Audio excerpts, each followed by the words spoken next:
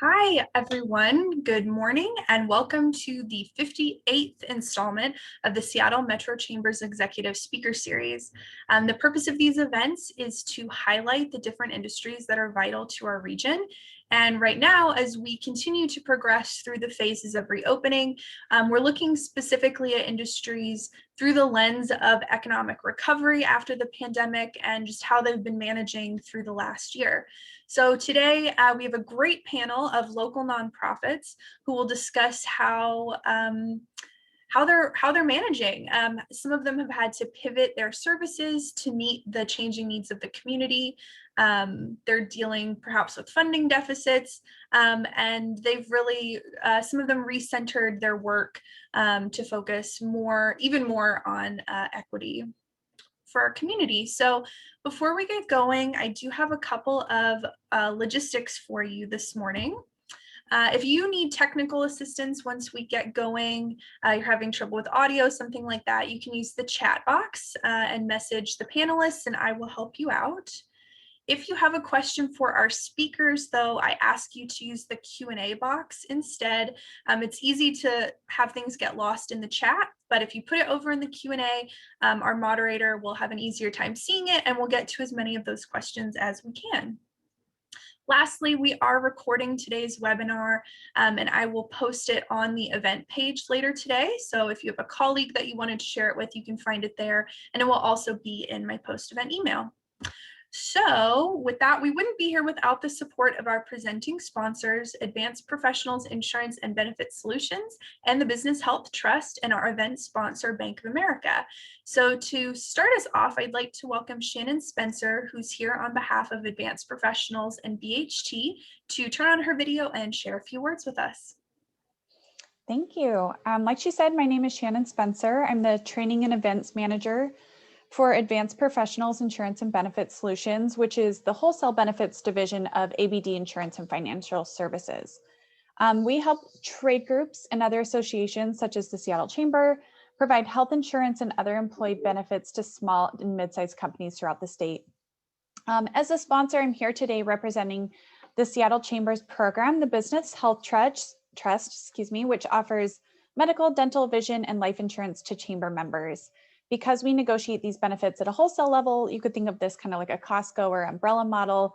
We're able to offer businesses with between 2 to 199 employees with the kinds of prices and insurance plans that are more comparable with what larger companies have access to.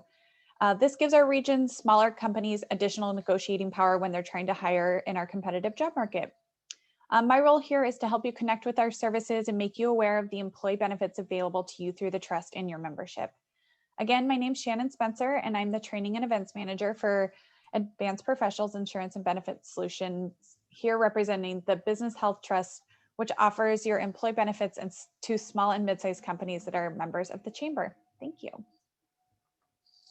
Thank you, Shannon. And thanks again to our sponsors.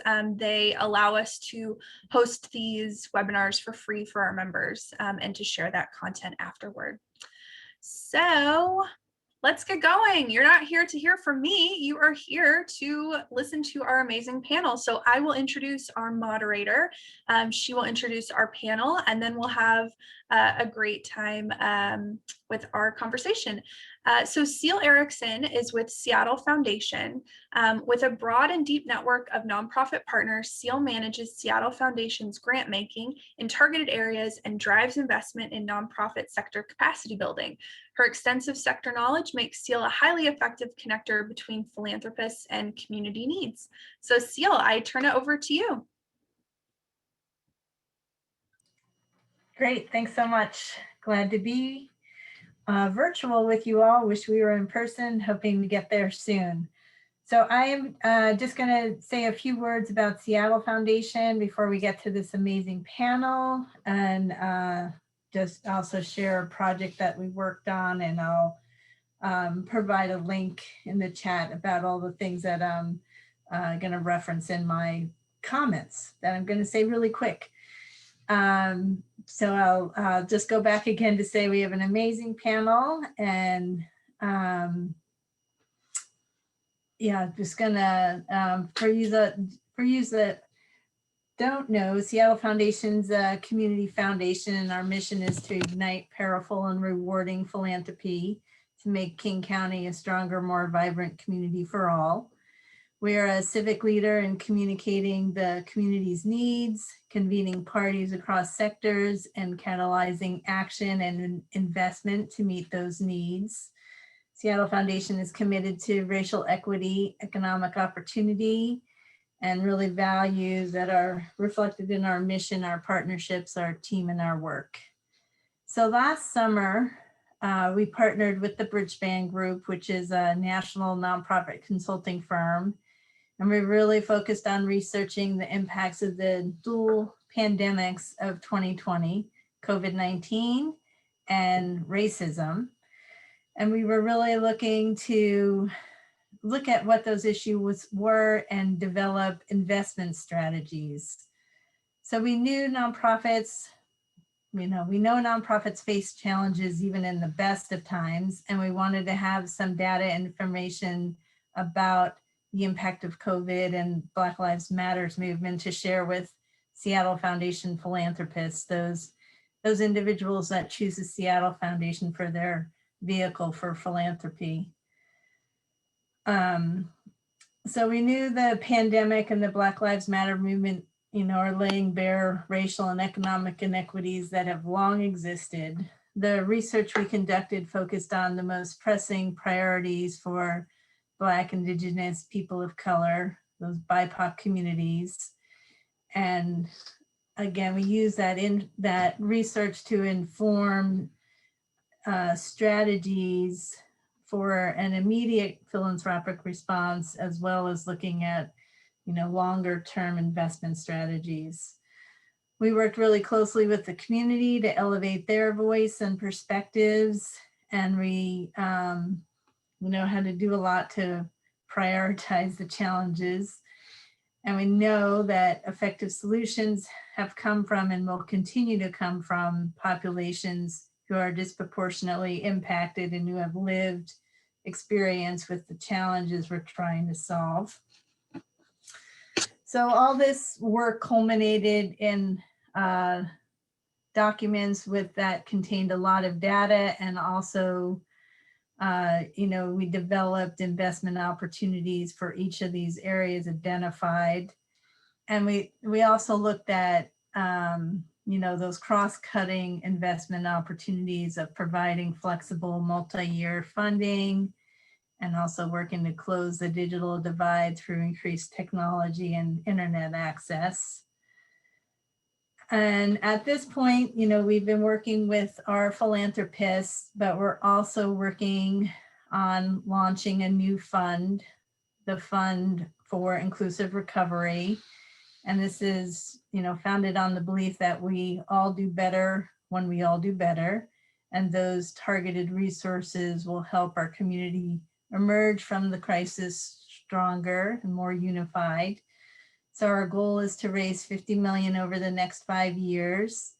We're going to continue to work with the community advisory group, and these pooled funds will focus on further building the capacity of BIPOC-led organizations and continuing to increase the civic participation and power of BIPOC communities. So like I said, I'm going to share some information in the chat with links to this research. And a lot of conversations at Seattle Foundation are, we know this is going to be a marathon, not a sprint. The road to recovery will be long and challenging. We know that nonprofits are being asked to do more with limited resources. I think today we'll hear some amazing stories of how our nonprofit partners have adapted and have found new ways and creative ways to connect and work remotely. And so I know they have a lot to say, so I'm sorry I've spoken so fast, but I really want to have enough time to hear a lot of their experiences. So we do have our 4 amazing nonprofit leaders with us today. I hope you've had a chance to read their bios, because I'm just going to introduce them by name, and we're going to jump right in. So Maria Chavez Wilcox, CEO of the YWCA, up here's everybody's name. Angela, Sarah, Jody, thank you so much for being with us here today. To start, I'm going to ask each of you to take about 5 minutes at the most and share a little bit about your organization, how the pandemic has affected your work in 2020, and what things you're thinking about in 2021. So I thought we would start with Jody. All right, let's see if I can get my screen open. Hi, everyone. Thank you all for being here. It's lovely to see all of you. My name is Jody Nishioka, and I'm the Executive Director of Communities Rise. And for those of you who don't know us, Communities Rise has a mission to foster movements to build power in communities impacted by systemic oppression. And we do that 3 ways with sort of 3 basic things that we do, which is we do cross-sector collaboration. So we collaborate with community partners to address equity or the inequities in the sector. We provide capacity building services to nonprofit organizations and community organizations. And our model is very, we provide deep and relational capacity building. And then we provide legal services, free legal services to nonprofits and small businesses who can't otherwise afford legal services. So we are supporting organizations to strengthen the organizations themselves doing work in BIPOC communities across the state and here in the King County and Seattle area, and hoping to create a network of those organizations while we also collaborate with our community partners, both funders and other organizations, addressing the inequities that we see and hoping to in an effort to also support those organizations actually doing the work in the community. So Seal, did you want me to talk about the organization and kind of how we've pivoted and what we've seen now? Okay. Yeah, I thought we'd just kind of do a chunk. Okay, And then... great. Yeah. So, when the COVID hit and everybody was in a tizzy, and after some time working in that environment, what we heard from communities is that BIPOC organizations were working harder than ever. They were seeing a lot of impact of COVID in their communities. And then later on with the racial unrest that was happening, more demands on them to address and work and do organizing work and all of the work that we've seen done in communities of color through this time. So they're working harder than ever. The demands for their services are greater because of COVID and what was happening in communities. And they were working again as it's always been, with less resources less resources. And so they are doing more than ever with less. And that was really taking a toll on the community organizations that we were seeing.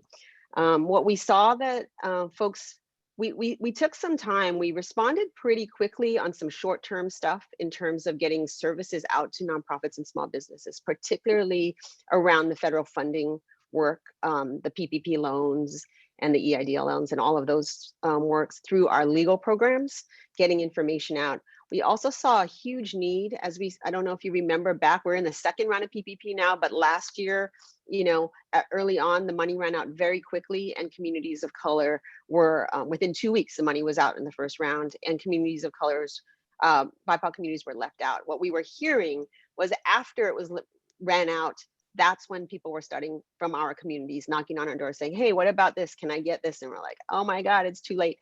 So there were more money came down the pike. And what we recognized at that point was we really needed to up our game in getting the information out to those communities. So that was a huge need, was increasing the information flow directly to those communities, which is hard to do when you have COVID and everyone is at home and you're not going to community meetings and you can't go and knock on doors and all of those sorts of things.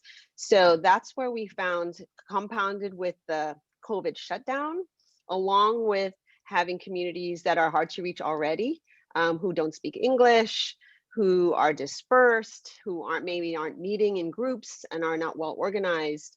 All of those things got where it was exacerbated with COVID, and we needed to put up our game in reaching out and getting information out to those. So that was on the short term. We continued to see a really deep need for our relational deep work because community organizations were really under a lot of stress.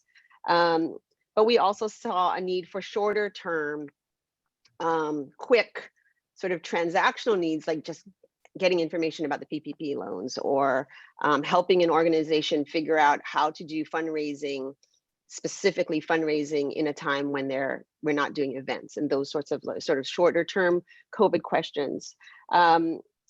We saw a lot around health, wellness, and connection. So this was really loud and clear. After a few months, the amount of stress that our community leaders were under, in that they were being asked to do so much more than normal, which is already a lot, with less resources, but they were feeling isolated because of the shutdown. They were feeling really stressed because not only were their communities in need, the communities that they serve, their community organizations that they were working in were under stress. They were overworked, their employees were stressed, they were stressed, and not having enough resources to hire more folks. And then their families, right? They were going through COVID like everybody else. So they had kids at home, they had elders that they were concerned about. And so the combination of the community, their organization, their work, and their families were really putting a lot of stress on our leaders, our BIPOC leaders who were doing the work.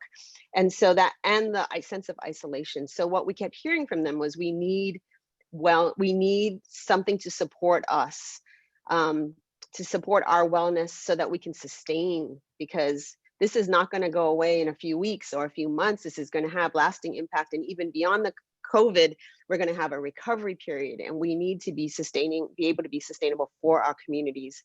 And so we did a fair amount of work around wellness, and we continue to do so. We collaborated with another community organization, RBC, to do a wellness series here locally for our local sort of community. And then on a statewide level, the BIPOC ED Coalition got started, and I can talk about more of that later when we talk about community partners. But we also convened BIPOC leaders across the state, and then heard the same thing that we were hearing locally around this overstressed need for connection. And so we developed some wellness programming there as well. So that's kind of like what we've been doing and how we've pivoted, and I'll stop there and let someone else talk. Great, thanks. How about we go to Angela, and then we'll come back to Maria, and then Sarah. Sure, well, thank you. It's great to be on with this group, and glad to be having this conversation. And I know there are a lot of folks from the business community, and I think that we can all learn a lot from each other on this equitable road to recovery.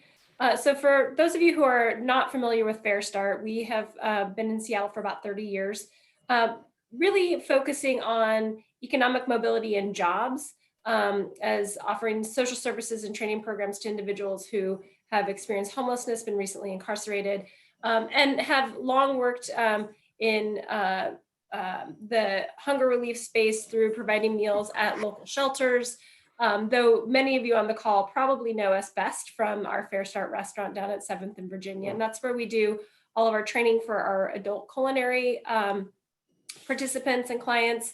But we also operate 2 youth programs, one in partnership with Youth Care, and also in partnership with the Seattle Public Schools. So when COVID hit, we saw a couple of things that were happening almost immediately. One being that our social enterprise businesses, meaning our restaurant, our cafes, and our catering, where we were teaching our students, were suddenly empty. So there's not a lot of teaching that can happen. And this was even early March, pre-pandemic. We also found that the need for food security was sort of starting to brew, particularly around how individuals who would be quarantining would be able to feed themselves. And if you all remember back 14 years ago, which was last March of 2020, We all, I think, had this sense that this might last a couple of months. I don't think that any of us could have anticipated that this would last as long as it did. So we were really thinking about what are the short-term solutions that we can deploy to close our restaurants, close our catering, and bulk up our community meals. At this point, on an annual basis, we had been providing about 950,000 meals to the community in previous years. So we had some systems in place to get meals out to the community. So as we started doubling down our meals to the community by closing our other facilities, we also realized that we would need to put our training programs on hold. When individuals are in training with us, they are oftentimes living in a shelter. We provide their shelter meals twice a day, all the mental health resources they might need, some case management.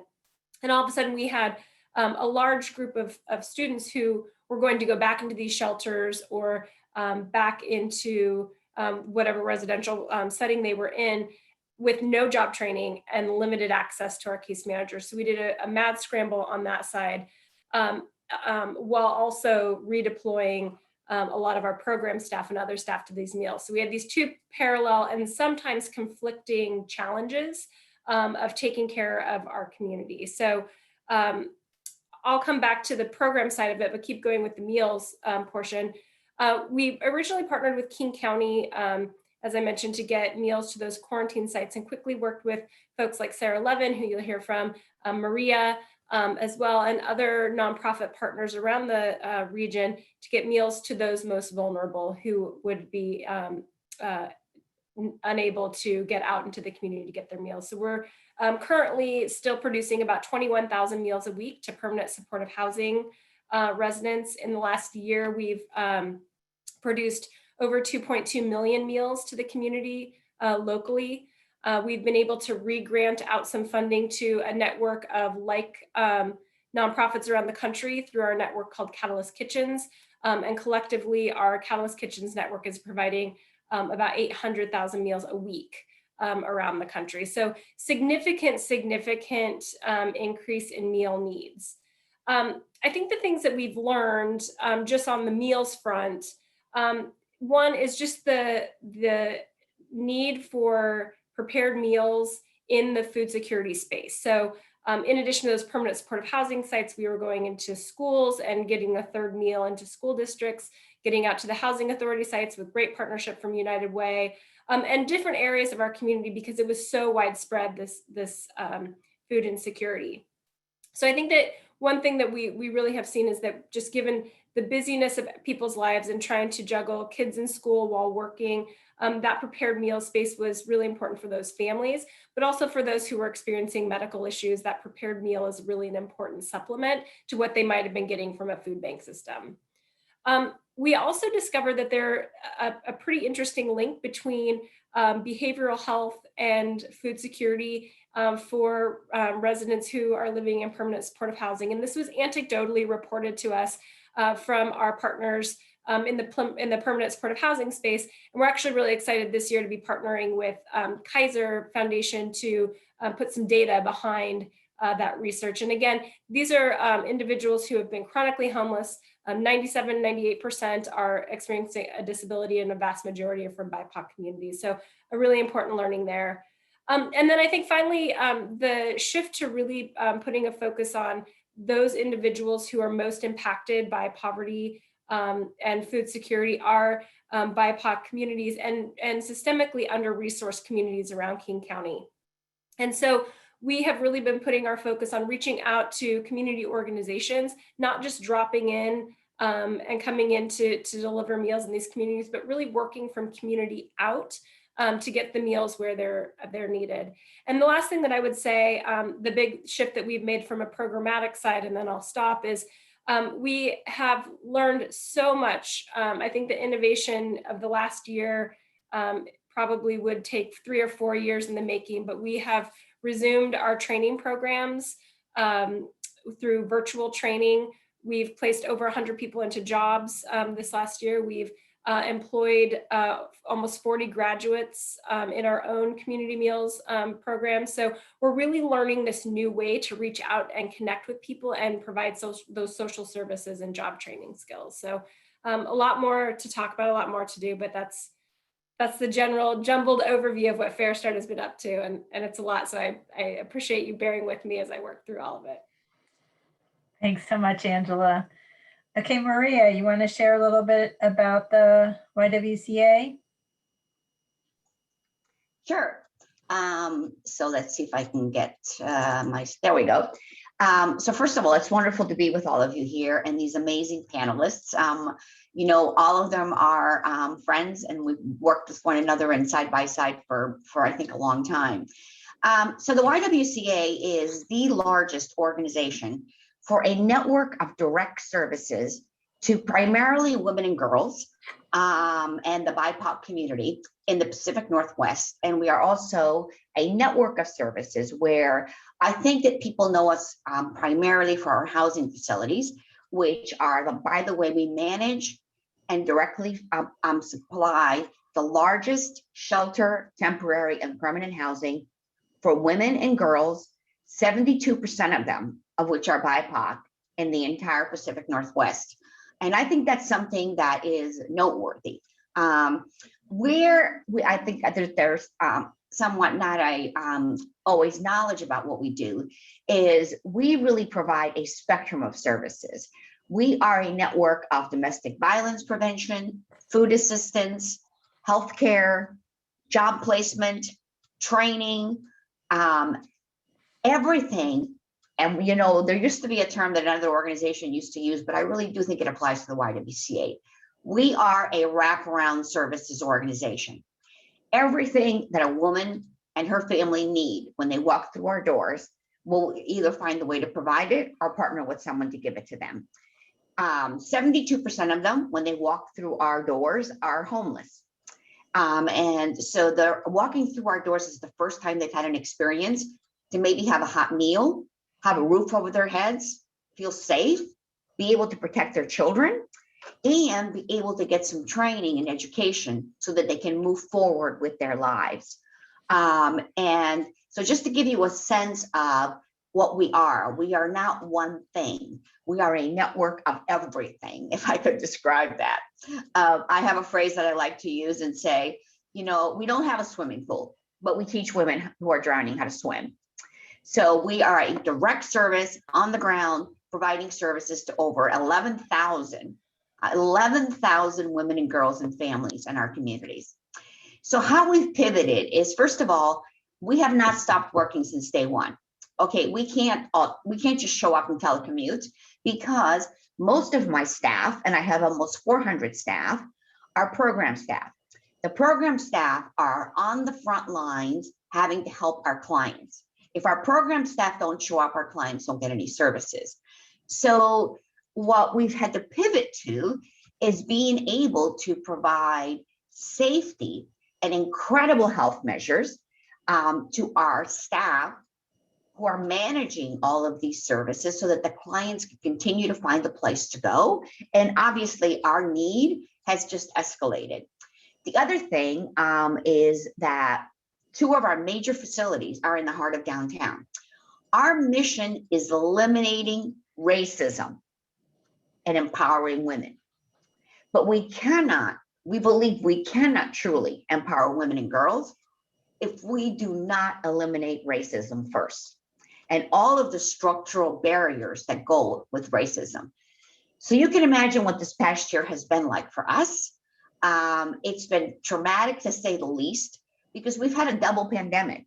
We have been at the center of a racial reconciliation inside our agency as we're dealing with the community and our clients, in addition to a viral pandemic. I have never had to partner with Harborview, never had to meet with directors of funeral homes. I've never had to meet before with letting people know that someone has passed away.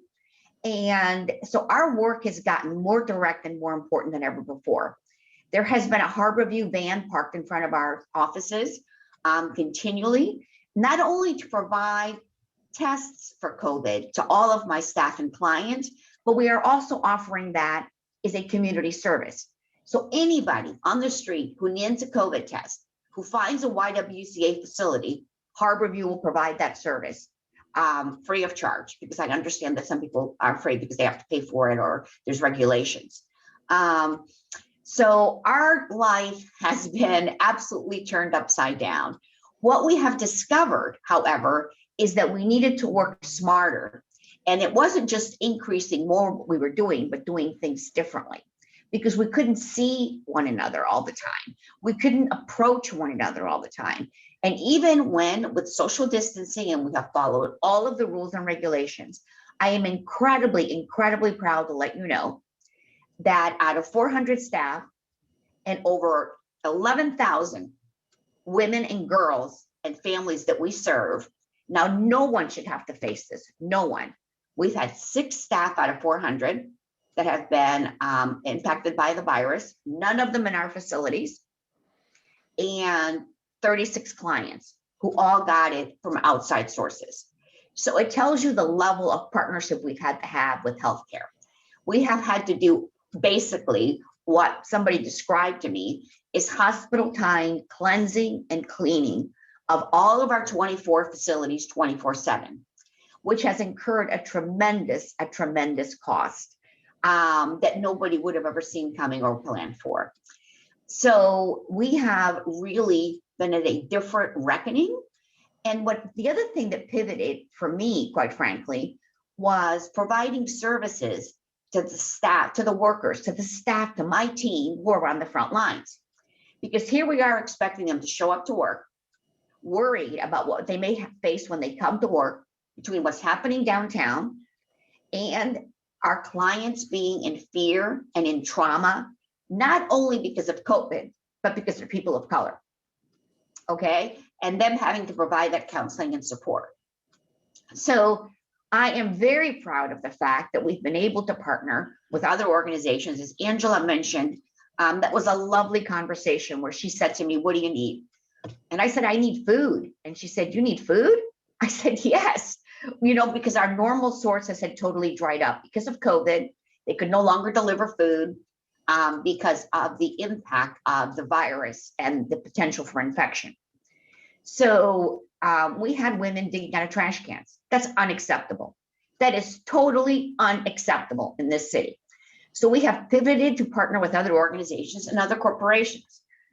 We have had a couple foundations, 2 to 3, do an incredibly generous pivot and a Rubik cube of what they typically fund. What I asked them to do was what they typically fund our programs is to fund programs to support my staff. And at first they were like, "What are you talking about?" I said, "What I'm talking about is that I have staff who are single mothers who have children at home. The public school system is closed.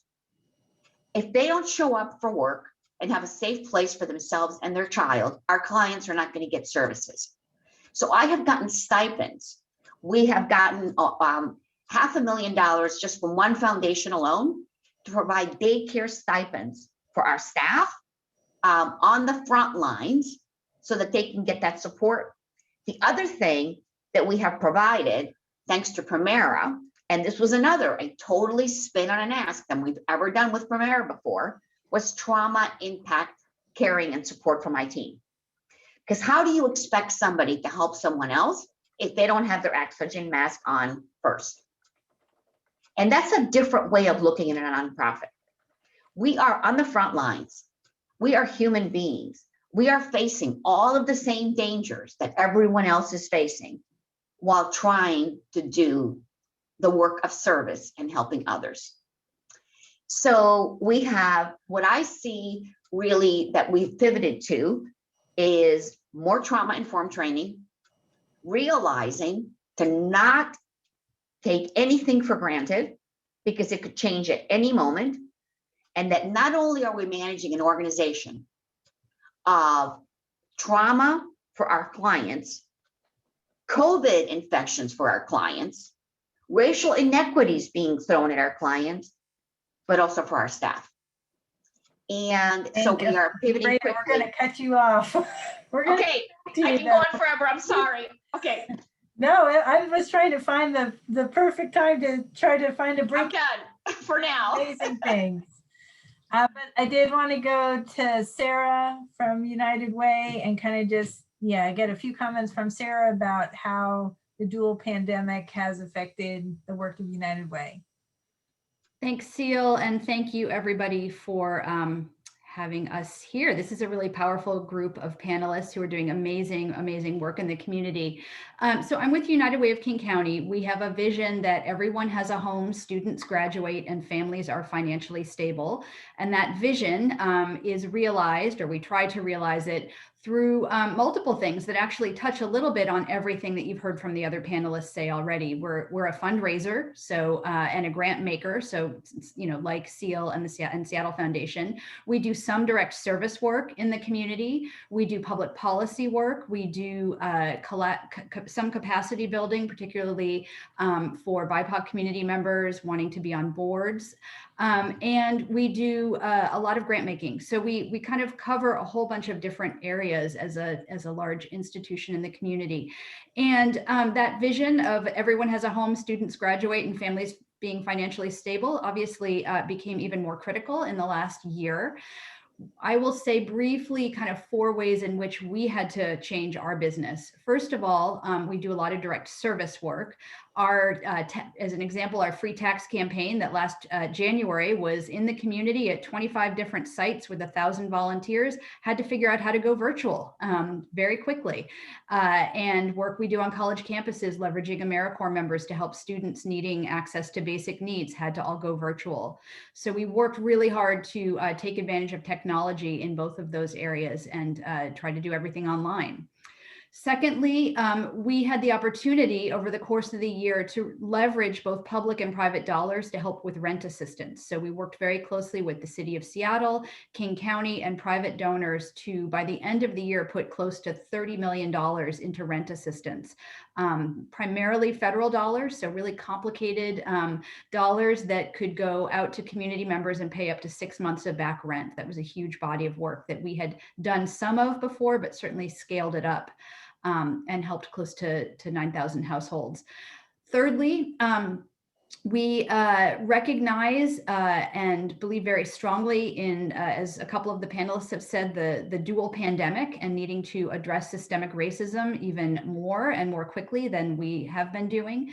We created 2 bodies of work over the summer. One is a Black Community Building Fund, where we're working directly with a group of Black community leaders to invest in ways that they find meaningful to support community building in the Black community. And secondly, we set up an Indigenous fund to support food and housing needs for folks in the Indigenous community. Both of those communities of BIPOC people being so disproportionately impacted by the health effects and the economic effects of COVID. The last thing I'll say is, we're an organization that in order to raise money, we have to meet people, right? Like all nonprofits, we've got to find ways to connect with people and get them excited about our work and ask them for funds. And that changed dramatically over the year. And we, if you had told us this time last year that we'd be doing 50 virtual events over the course of a year to try to meet new donors and support existing donors, we would have thought you were crazy, but we actually have a plan and are working on implementing 50 different virtual events, in particular partnering with the restaurant industry, knowing that that's an industry that's incredibly hard hit in the community and wanting both our dollars to support particularly BIPOC restaurant owners and chefs, and to do as much as we can to meet and support donors. So I'll stop there. Great. Thanks so much, Sarah. I know all of you in your comments have talked about partnerships and how you, different ways, new partnerships that you've had and different ways that you've engaged in community. I just want to take a few minutes. I know, Jody, in your comments, you had referenced the BIPOC ED network, and I wanted to just go back to you and ask you, to share more about that as a new partnership, and then can open it up to others if there's additional things they want to share about partners, new partners that have been developed because of this dual pandemic. Go ahead, Jody. Sure. Yeah, after COVID, several months, and then the killing of George Floyd and others, we saw that the double crisis that was happening in our communities was coming together in a way that we had to address. And so Andrea Calpain and Victoria Santos, two Black women leaders in our community. Andrea is the CEO of Bird Bar Place in the Central District, and Victoria is the executive director of YWE, which is a youth women's group that serves BIPOC young women. They had this idea of what they were also hearing from other EDs across the state, a need to connect. And so they called me and said, you know, we want to do this. We need your help. Let's do this together. So they are really the leaders. I want to acknowledge them. Two really awesome women who really tapped into this need that we were all seeing, all of us are seeing. And so we did called an emergency meeting back in June, I think it was, of 2020 for BIPOC executive directors. We partnered with Washington Nonprofits because they have a mailing list and some internal capacity to be able to send emails out to all the nonprofits in the state. And we called an emergency meeting. We just sent out an email saying, calling BIPOC EDs emergency meeting to talk, to get together and figure out like what's going on and what can we do to support each other. And we got 200, we thought we'd get 30 or 50 people. We got 250 people. And there was a lot of energy on the call. And what we did was we just listened to them. We facilitated a conversation about what's happening in the community? What are you seeing? What do you need? And two things came up. The need to advocate for greater resources for BIPOC led and serving organizations who are working in BIPOC communities.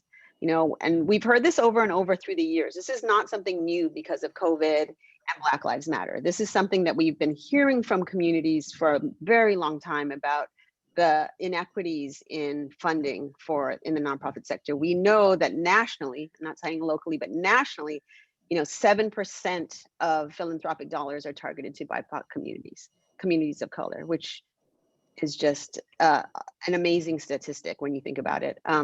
So we've heard that again and again, and that was one big piece, that we needed to advocate for more resources for our community organizations across the state. And then we heard again about the wellness and need for connection, and that people were feeling really depleted, but they didn't see any choice because their communities need them. And all of these community workers, as many of us on the phone and many of you in the community know, like when you're called to do this work, you just do it, even if you are completely depleted and you try to do it. Unfortunately, we've seen a lot of people leave the sector because their health has taken a toll. This kind of stress has led to a lot of health, especially in light of COVID. And so those are the two tracks that the BIPOC ED Coalition is working on: advocating for funding, greater funding for BIPOC communities, as well as a wellness track where we want folks to have opportunities to connect in an authentic way, and to get the nourishment that they need to continue and sustain this really important work. I won't go into all of the things we're doing, but in one of we bring in speakers who are people of color, who are healers, who are connectors, who are rooted in the world's wisdom traditions, not necessarily, you know, in our own communities and our wisdoms. For example, we had a Native Hawaiian Zen Buddhist monk person, Norma Wong, come in, and she's done a series for us and will continue to work with us. And this coming next week, we're having a Native woman from Polly Olson who's going to be doing a session. And we're raising funding to do some respite so that folks can get away and get some actual time to restore themselves. So those are the two tracks that we are working on, and that came together because of COVID and the racial unrest that's been happening, that I've been involved with. There's other partnerships too, but I'll just stop there and let others share. Yeah, I know there's lots of partnerships. I know we've already talked about some, and I know there's a key question we want to talk about. So I'm gonna move on unless somebody else wants a partnership to elevate that hasn't been mentioned yet. Now's your time. Okay, let's move on, because I think with this audience, I think one of our key question is, how can the business community engage in and learn from our work? So I'd love to hear, I know, well, even just from Angela and Maria's comments, there are already connections happening, but we'd love to hear from all of you. And we'll try to do this quickly, but please share with us ideas and thoughts you have about engaging with the business community. Okay, I'll start, and I will be quick, I promise. And I just, because I know this the best, I just want to give a shout out to my partner here from Fair Start, Angela, because I think that we have both had to re-engineer our businesses dramatically in a lot of different ways. So what I think the business community can do in a nutshell is being open to different ways of funding and providing funding support. As I mentioned earlier in my comments, providing support for staff, providing infrastructure support is not always a very sexy, popular thing to do. But quite frankly, we need foundational support right now. We need to think outside of the Rubik's Cube and think about different ways to work together in other areas. And one of the areas that I think is going to be paramount for all of us and figuring out how do we work together is the whole mental health trauma of the impact of all of this, not only on the clients and the people that we serve, but on our staff. So that's what I would say.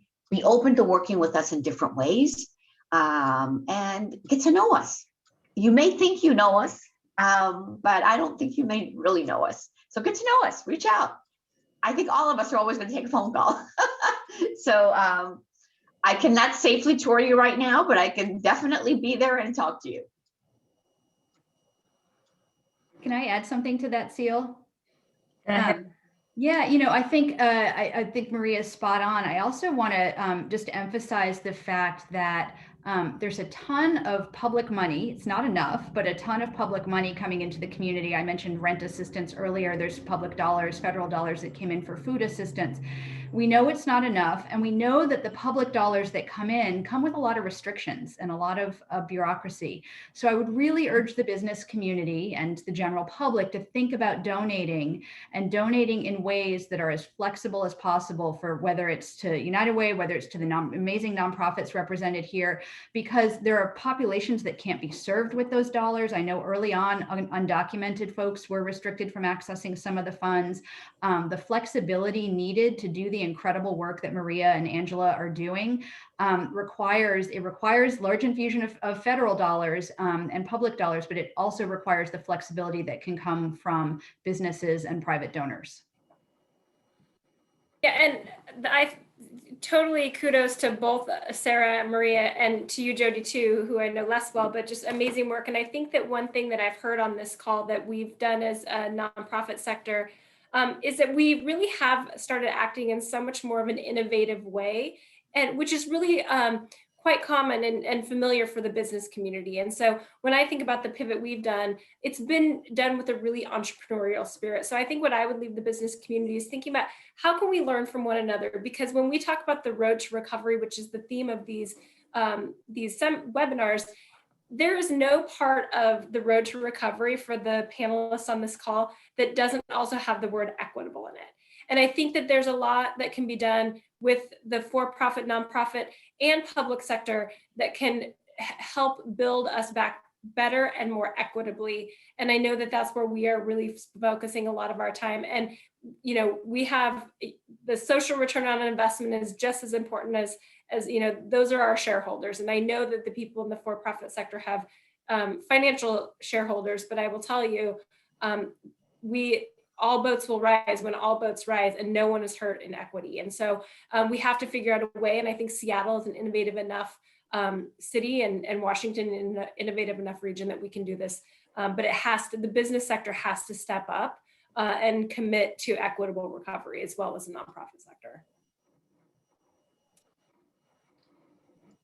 And I would just build on that, which kind of goes into something that we were Seal might want to be asking later about what we're hopeful about. And I do think the example of the BIPOC ED Coalition has been really a great learning for me.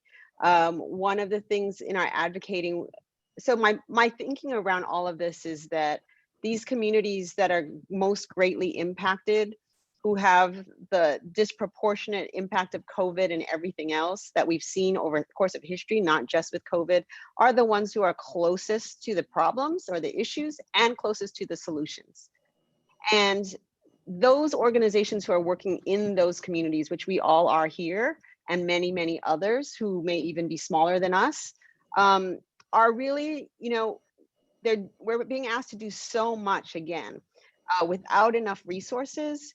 And so when it all comes down to it, the inequity does always come back to funding and money and resources. And so as Maria and Angela and Sarah talked about increasing funding for these particular communities, I am really hopeful when I see the BIPOC ED Coalition advocating to funders. We issued a demand letter that funders do 5 things, which included increasing the money that they donate every year, right? Just like the amount that they're giving, many of the foundations, private foundations are start at 10% or 5% and don't go, that's 5% of their corpus is all they give out. And we're asking to increase that base amount because the time is now. We're asking for general operating fund and multi-year general operating. So again, flexibility that Angela and Maria talked about, and Sarah. We're asking for money set aside specifically earmarked for BIPOC communities. And we're asking for money, advocacy money around systems change. So investing in systems change work in particular, not just program work or general operating, but just like systems change. So those things all together, we've asked funders and they have stepped up. So it is possible. Honestly, in my early years of working in the sector, I was like, there's no way we're gonna get there. Like funders are so set in their ways of how they give, yet we made this demand, we put it out there. The Seattle Foundation, that Seal's part of the leadership there, Statterberg Foundation, and several have signed on to that pledge. And many other foundations have contacted us to talk about their interest and how can they partner with us. They might not be able to get it right now, but they want to move to it. They want to talk to their board. They've thanked us for these talking points so they can take it to the board and have these conversations about changing the way the sector is funded. And so when we talk about businesses and your impact, you can do it. You can do it. Seattle Foundation and Statterberg Foundation, others can start that conversation. You can change the way that you do your business, and you can truly support these organizations in the way that needs to be done right now. Great. Thanks so much. Okay, we knew we were never going to have enough time to fit everything in. We do want to get to some Q&A time, but I just thought we'd just do a quick round robin and have everybody kind of share what is giving you hope right now. So why don't we go in reverse order? So we'll start with Sarah. So many things. Despite challenging times, I think being able to sit with this esteemed group of nonprofit leaders and have these kinds of conversations gives me hope. I think the elevated voice of BIPOC communities and the willingness for hopefully for many of the large funders to listen, to sign on to the pledge, to take racial equity work seriously and to be good listeners gives me hope. And I think the generosity of our community gives me a ton of hope. And that has been shown in great degrees over the last year as large amounts of money and creativity and passion have gone into trying to help those who are most impacted by COVID. So all of those things give me lots of hope. Okay, let's go to Maria. What gives me hope is the way that we've all shown up, quite frankly. I have never seen such selflessness among people in my life. I cannot tell you how much I'm bursting with pride about my employees. Showing up in the middle of the hailstorm, knowing exactly what they're facing. And what they've said to me is, I've thanked them profusely every time that I can, is, Maria, this is the work we do. This is what we have to do. We're going to be here. Don't worry. They call me boss lady. We're not going anywhere. We're going to take good care of you. We're going to take good care of our clients. And, you know, we all know that we have stuff at home. We all know that we carry other priorities, but just the fact that people are showing up in ways that haven't been shown up. And the other thing that gives me hope is that while it's been probably one of the most traumatic years, at least that I have faced in my life, I think that some things that are happening now, like our commitment, and not just lip service, but our commitment to equity, because of the racial reckoning that has been going on in our country, is going to get us on a different road that will perhaps help us work better together and cooperate better together. So that all gives me hope. Great. Angela? Well, I'm going to be really quick because I don't think I could add much more to what Maria or Sarah said, you know, ditto to everything they said.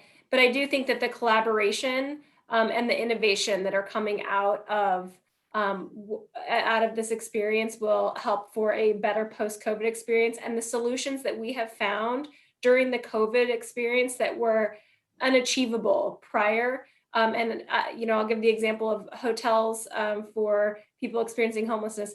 We have solutions. We've deployed them during COVID, and we don't need to go back to the pre-COVID way of doing a lot of things.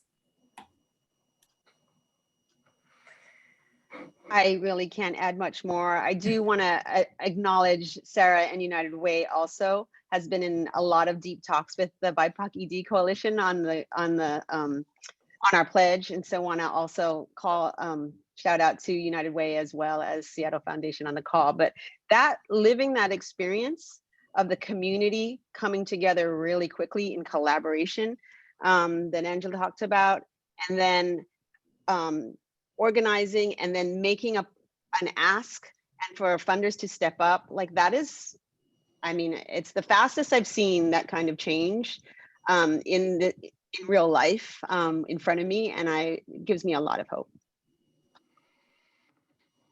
Great. Okay, we're gonna jump into some questions. So anybody on the call, please put questions in the Q&A. So the first question is Michael Greer, President and CEO of Arts Fund. Michael, thanks so much for being with us.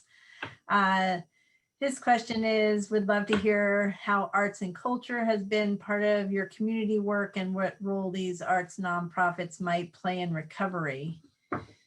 So I guess I do want to appreciate Michael and the work of Arts Fund and all that you're doing to support the community, and yeah, and you know, the recognition of the assets that we have in our arts and cultural organizations in our recovery. I'm happy to just add a couple of thoughts to that, Seal. So I think that, you know, one of the things that we look at for food is not only to provide healing, but to provide comfort and a little bit of joy. And I think that arts and culture provide those same three things.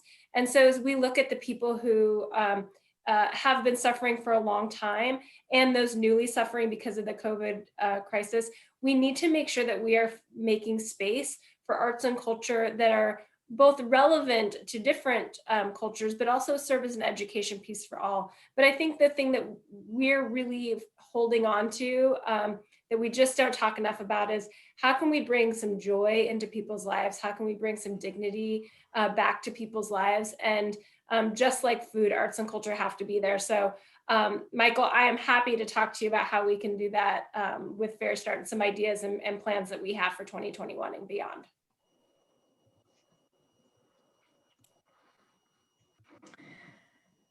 Okay, there's also a comment from a yoga teacher, Rebecca. She's been offering virtual meditation breathing sessions with local businesses during COVID and has heard a need for wellness for staff in this session and would love to connect about it. So I know that was a key point in Maria's comments. Yeah, and I'm just thinking about just other ways to connect with other nonprofits, because I do think everyone has touched on the health and wellness of staff and being in the place to be able to continue to meet the demands of clients and to have a safe and healthy staff team in place to achieve that. And she shared her email so we can reconnect with Rebecca. Okay, Lee, have I missed any other questions out there? No, I don't see any pending. If everyone wants to maybe give a final thought, and we can wrap up our event today.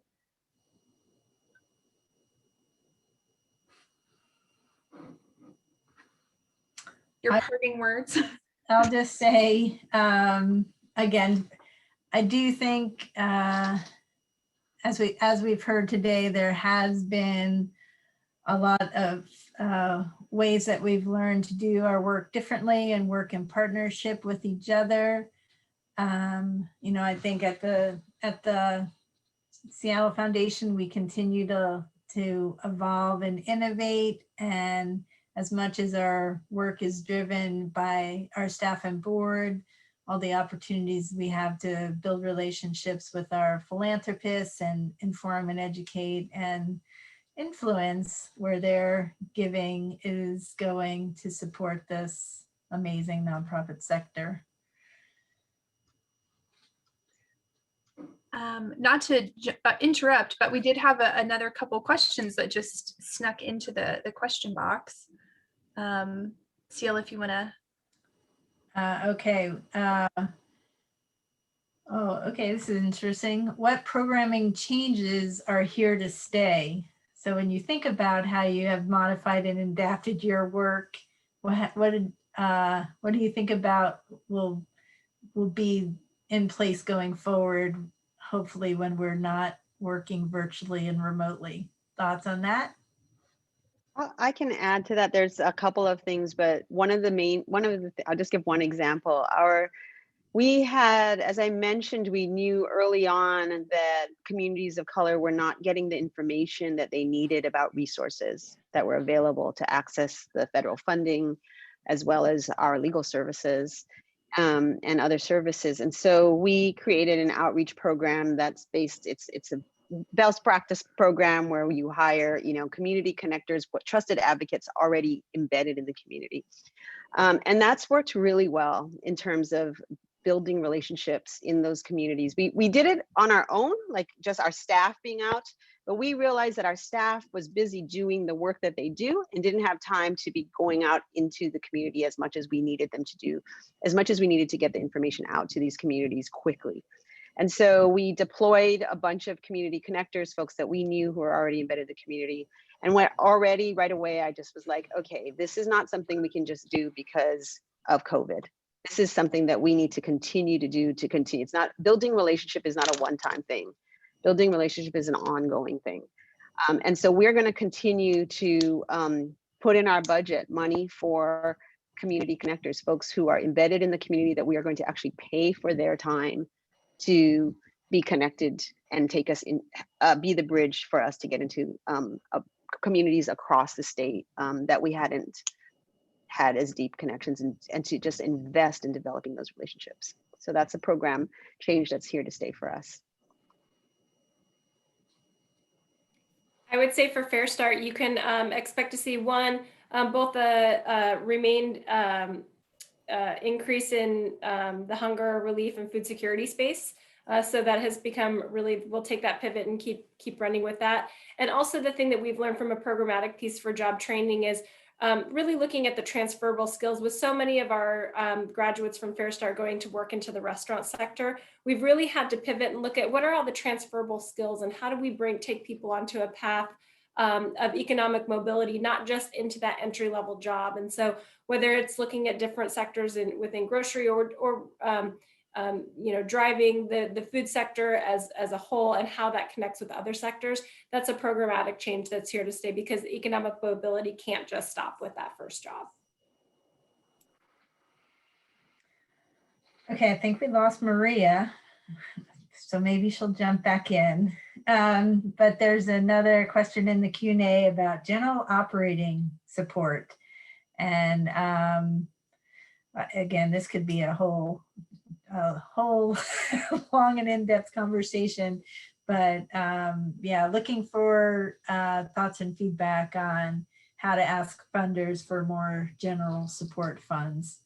So maybe I'll lead as a funder that we have shifted and have a high commitment to general operating support. We actually revised our criteria in 2001 and shifted from funding just capital and equipment to funding general operating support. I do think it is an issue that is discussed, and we could just continue to hear in the philanthropic field of, providing the value of providing general operating support, very much combined with providing multi-year funding. So we definitely have integrated that into our strategies, and actually even with our philanthropists, 99% of their recommendations are general operating support. And I do know it is a need and shifts that need to happen in the philanthropic environment. And we'd love to hear from the panel, thoughts on successes that you've had in relationship with funders about seeking general operating support.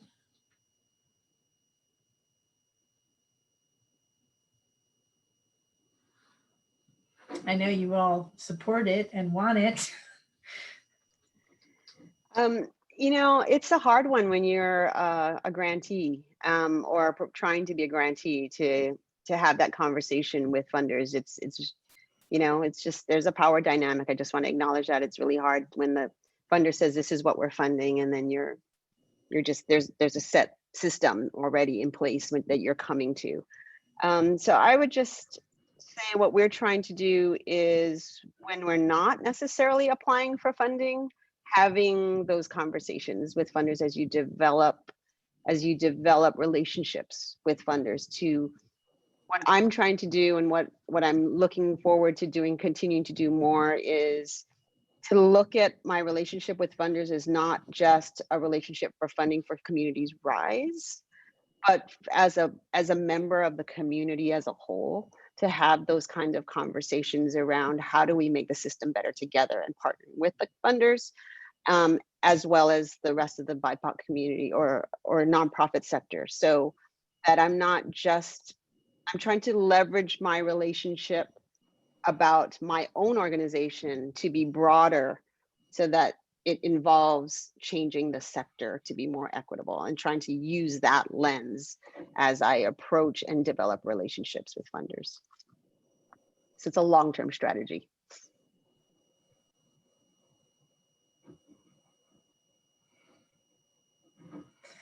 Okay, I missed it. I had my chat covered, but I guess Maria had to run. So thank you so much, Maria, for all your time and thoughts. We will miss you. Okay, Sarah, Jody, I really appreciate the power dynamics that is just so evident in how this field of philanthropy is structured. So that is a key, real key component to remember and elevate.